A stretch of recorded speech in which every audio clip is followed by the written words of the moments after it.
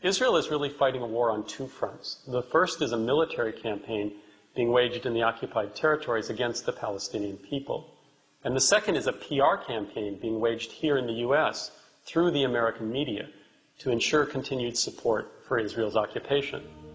Alon Pincus, Consul General for Israel in New York and the coordinator of Israel's PR efforts, was recently quoted as saying, "We are currently in a conflict with the Palestinians, and engaging in a successful PR campaign is part of winning the conflict." So you could say that in addition to the military occupation of the West Bank and Gaza, Israel is also involved in an attempt to ideologically occupy the American media. American news coverage is influenced by a complex set of institutional relationships. These influences can be thought of as a series of filters through which the news must travel before it emerges in the voices of news anchors. To understand how American news media report on the Middle East conflict, we need to understand how these institutional filters operate. Among the most important of these filters are the business interests of the corporations that own the mass media, interests that extend beyond the United States and across the globe to the Middle East. The economic interests of media owners are shared by political elites, politicians and policymakers who form a second filter. These political elites have the power to access and influence mainstream media and are themselves part of a system dominated by corporate money and interests. The strategic importance of the Middle East to these two groups is reflected in media coverage of the region and of the Israeli-Palestinian conflict. A third filter, Israel's own public relations efforts, further affects the coverage.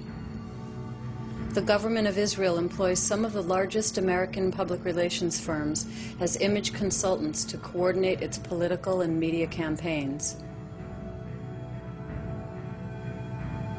9 Israeli consulates help implement these PR campaigns by developing relationships with journalists and monitoring media outlets.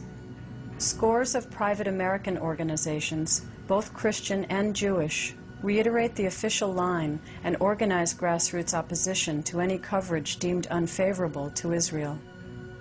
The most important of these is AIPAC, the American Israeli Public Affairs Committee, widely regarded as the most powerful foreign lobby in Washington.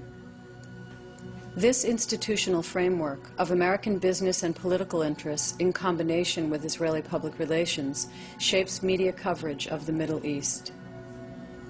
At the same time, those progressive organizations opposing Israeli government policy, such as Jews Against the Occupation and Americans for Peace Now, rarely make it through these filters.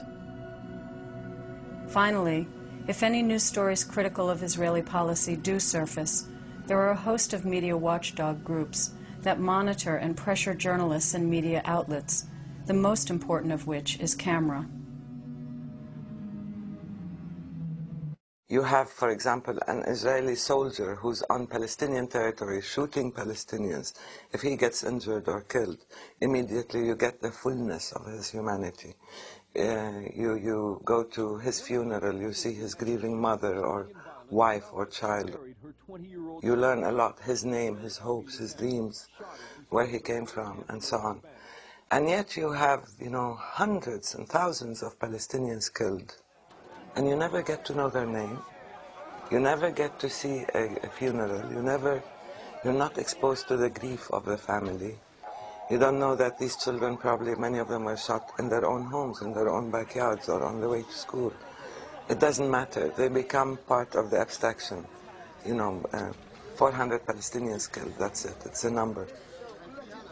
In the West Bank, a car explosion killed 3 Palestinians. 6 Palestinians were killed and 45 wounded by Israeli troops in various incidents. About 20 Palestinians were killed today as Israeli warplanes, troops, and tanks targeted Palestinian militants. Israeli soldiers fired on Palestinians violating the military curfew.